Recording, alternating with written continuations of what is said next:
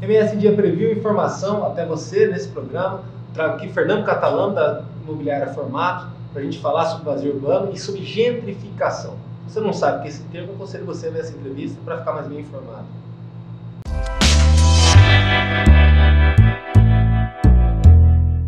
Fernando, obrigado pela vinda aqui. Eu é que agradeço mesmo ao MS Dia e em especial a você, Danilo, pelo convite. Você que é um gestor de uma das melhores imobiliárias de Campo Grande, um lugar que presta um serviço de excelência e que vive, pela questão do mercado, o dilema da ocupação e reocupação do centro e conhece muito bem essa realidade, né? Por isso que eu até fiz questão de trazer você aqui e também falar desse mercado, porque tem muita gente falando sobre esse mercado, ou falando sobre essa situação de Campo Grande modernizar regiões e principalmente melhorar, repaginar o centro, sem entender às vezes, né? Porque virou um assunto da moda, tá? A gente está tendo o Reviva Centro aí, que está mudando bastante a cara da 14, mas o centro não é só a 14. Exato. Você tem, briga muito pela captação de toda aquela região, tem vários imóveis aí que você administra também, e é por conta disso, né? Campo Grande está no rumo certo em pensar em melhorar um pouquinho, dar uma mudança numa região que realmente é a partir dali que a cidade cresceu, né? Tá, vamos lá então. No primeiro momento, para a gente pensar esse reordenamento, a revitalização do centro de Campo Grande, falar assim como você disse, todos estão comentando o assunto, mas dizer com propriedade é um pouquinho complicado. Realmente demanda um pouquinho mais de estudo, afinco e entendimento do processo. Vamos usar primeiro um termo que surgiu nos Estados Unidos chamado de gentrificação. O que vem a ser gentrificação? Eu não sei. Então, na verdade, assim, esse é um processo de... em resumo, se refere à gentileza. Então, vamos usar aquele espaço com uma maior gentileza, com uma maior propriedade, se apropriar realmente do espaço. Entendiam-se, acredito, através da política pública, de que o centro já não vinha sendo ocupado da melhor maneira possível. É possível avançar e garantir que a população use de melhor maneira o centro? Com certeza. Acredito que este era o projeto do Revitaliza Campo Grande, ou Revita Campo Grande. Acontece que, para esse processo de gentrificação ocorrer, naturalmente você exclui alguns quadros societários, como você já anteriormente havia me relatado. Você segmenta áreas da sociedade. Isso é inevitável. Inevitável. Esse é um processo natural. Nos Estados Unidos, qual foi o processo? Percebeu-se, através daquela teoria de vidraças quebradas, né? A teoria de vidraças quebradas, onde um ambiente que estivesse depreciado, mal cuidado, dali em diante haveria uma desvalorização dessa área. Consequentemente, para que você retomasse, revitalizasse, reorganizasse esse ambiente, você precisaria de uma política para cuidado do local. Então, assim, vejo com muitos bons olhos essa intenção do governo municipal do Revita Campo Grande.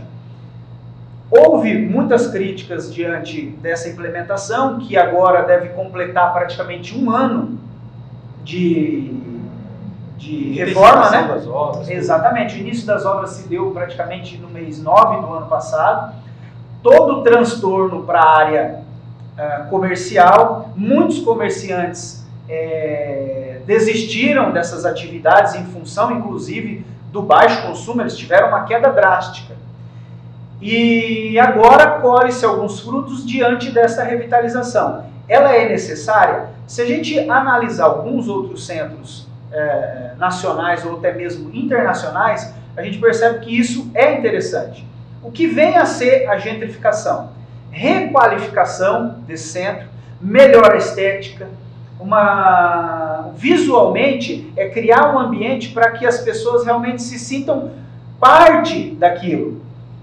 O projeto, pelo que eu tenho lido e estudado, tem esse objetivo. Agora, sim, uma das contrapartidas para o BID, que é o financiador do projeto, ter liberado dinheiro, é que houvesse uma maior ocupação popular no centro de Campo Grande.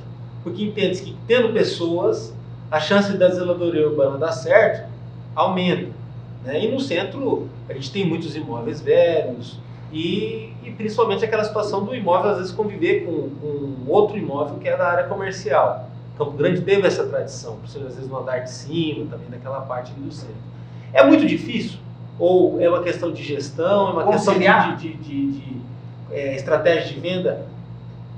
Captar pessoas que querem morar no centro da cidade ou não? Porque o centro é estratégico, né? Dali você tem acesso para qualquer outra região de Campo Grande, por conta da maneira como a cidade cresceu, com uma rapidez enorme, uma logística facilitada, Campo Grande tem boas avenidas para isso e tal. E mesmo assim, muitas pessoas acabam optando por morar bem longe, morar em outra área da cidade e trabalhar numa outra região, por exemplo. E vivendo assim um nível de lifestyle que às vezes alguém em São Paulo tem. Sendo que aqui em Campo Grande você não precisaria disso, né? Eu acredito que pela malha urbana de Campo Grande, a necessidade com relação a deslocamento ainda não é crítico, né? Não é crítico a periferia, distante centro, não existe algo crucial para essa determinação. Primeiro nós vamos levantar uma questão a ponto da verticalização. Para que se cria edifício? Para que se inventou o prédio? Para que piso sobre piso? Única e exclusivamente ele foi criado para acúmulo de pessoas voltadas ao comércio, escritório. Percebeu-se depois, isso em Nova York, de que valeria a pena ter, através de uma região valorizada, eu também ter um uso como morador. Isso se percebe através do quê? Quando você compra algo, quando você detém algo, você é proprietário de um imóvel no centro, você não é pura e simplesmente proprietário de um espaço de 12 por 30, por exemplo. Você é proprietário de um ticket de acesso. O que é esse ticket de acesso? A gente chama isso na geografia urbana. Você usa de todos os serviços que o entorno te possibilita. Banco, padaria, shopping center. Daí a valorização de um ponto. Exatamente. E essa valorização do ponto se dá através do quê? Para que ele tenha uma utilidade comercial, num primeiro momento. Passada essa questão de verticalização de cunho comercial, voltou-se ao residencial. No caso de Campo Grande, única e exclusivamente, a gente vai pensar assim, por exemplo, de que a grande construtora de edifícios em Campo Grande, ela também já não está mais voltada à região central, porque ela sabe de regiões onde ela tem uma igual valorização e que também é voltada a um público A, B ou C. Então ela consegue encaixar esse público no local. Ela não disputou o centro.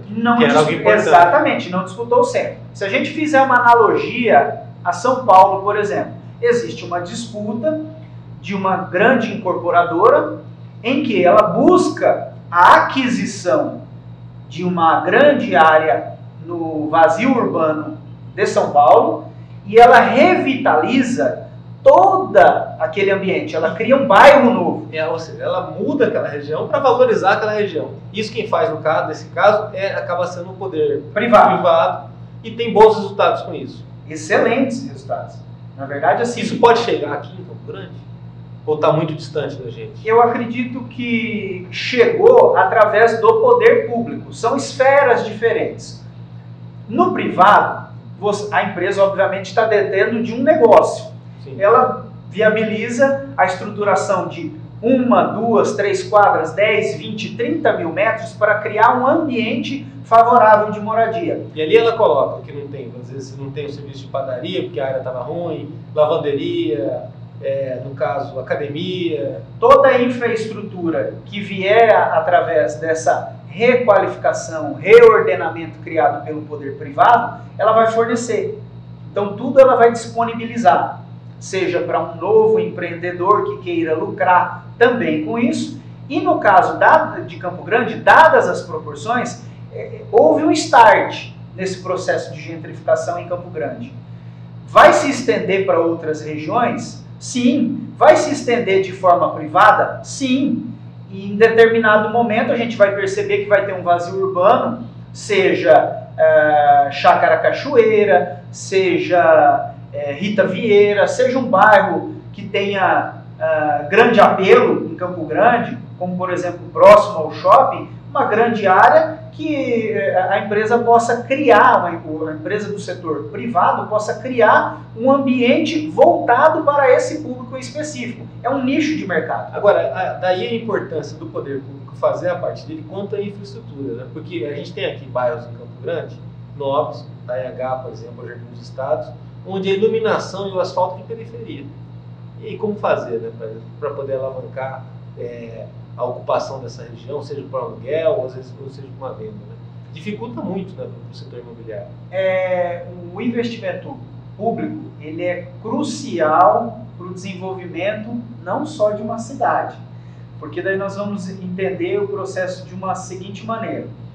Ao disponibilizar serviços a uma determinada área de Campo Grande, vamos citar algum bairro que tenha toda a infraestrutura, um bairro que tenha guias de meio-fio,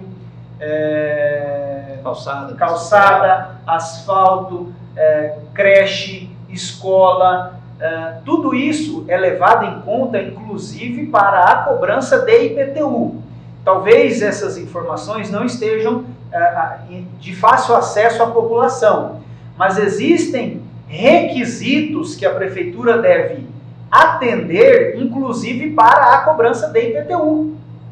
Por exemplo, na falta de um dos 3 quesitos básicos, vamos citar aqui, saneamento, guia de meio-fio, e o asfalto, em alguns municípios, isso é passível da não cobrança da IPTU. Então, quer dizer, é interessante para a própria gestão pública, o próprio governo, estabelecer a prefeitura regras para que ela consiga também recolher esse IPTU.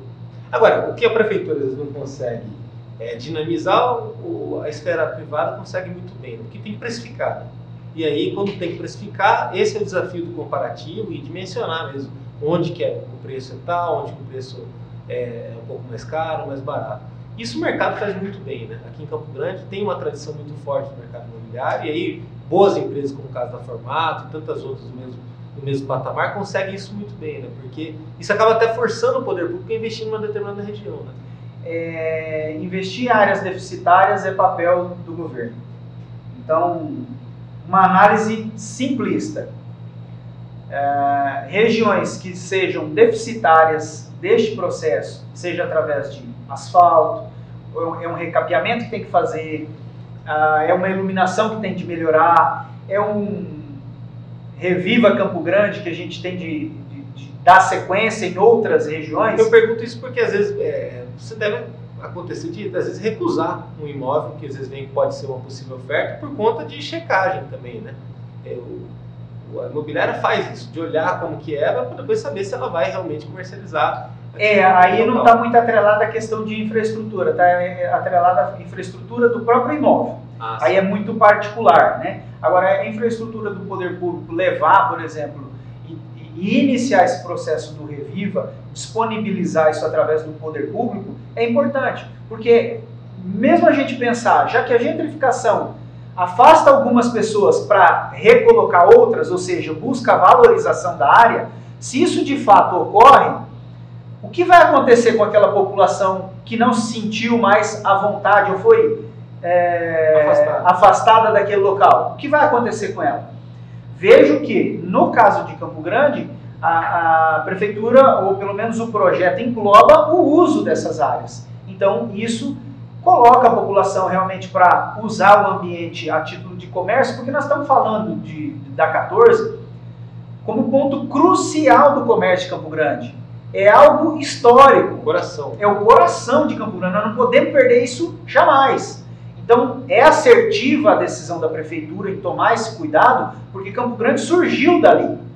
Então, assim, dá a importância que a 14 merece. E, com certeza, pelo que a gente acompanha do projeto, outras regiões também devam ser contempladas, porque também tem a sua importância. Rui Barbosa e algumas outras que a gente mais difícil fazer a primeira, né? Iniciar. Agora, com relação à relocação desse pessoal, entre um pensamento crítico, em dizer se vai ficar a 14 voltada ao comércio ou vai ter uma colocação habitacional para a região. Voluntariamente a gente já percebe o cunho comercial. existe a possibilidade, através do Hotel Campo Grande, virar uma forma de habitação, eu vou Você é a favor? Sim, porque é um vazio. Né? Tudo que é vazio deve ser ocupado. Primeiramente, assim, a gente vai entrar, não vou nem estender muita conversa, mas a gente vai pensar, por exemplo, na função social do imóvel. Qual é a função social do imóvel? Estar ocupado. É ter uma finalidade. Qual é a finalidade de um imóvel como o Hotel Campo Grande? Não vou me recordar a área de construção, mas eu vou estimar 6.000 metros quadrados de construção. Sem utilização. Então, qual é a destinação que eu vou dar para aquilo? Existe a conversa, existe o projeto, vamos tirar isso do papel? É viável colocar essa população, porque num contraponto a essa analogia, por exemplo, de São Paulo, onde vai trabalhar, né? Grandes empresas, como em São Paulo, esse processo reorganiza, reambientaliza uma área enorme de São Paulo. Zona Leste, ela foi reurbanizada. Existia uma área de periferia, na verdade, é sempre depreciada por quem fala jornalisticamente, ou até mesmo a Zona Leste, é uma área pobre. Hoje é uma outra realidade. Valorizou-se a área a Zona Leste? Com certeza. Na Tatuapé, em São Paulo, acho que tem mais Ferrari do que em Campo Grande. E foi por conta do boom imobiliário. Obrigado. Olha, é sempre bom conversar contigo, porque a gente consegue ir muito longe. Você tem muita propriedade no teu ramo e visão também, né? E eu acredito que isso instiga as pessoas a pensarem, conversarem e até refletirem, né, sobre essas questões que estão sendo decididas no Hotel Campo Grande, ou Reviva, e até mais transformações para Campo Grande em determinadas áreas que tenham não só a participação do poder público, mas também da esfera privada. Vamos investir em Campo Grande, que vale a pena. Campo Grande é a nossa cidade morena. Valeu. MS Dia Preview, informação até você. Acompanhe nosso trabalho no www.msdia.com.br ou lá na fanpage, no Facebook, no Instagram também tem. É só buscar MS em Dia. Até a próxima.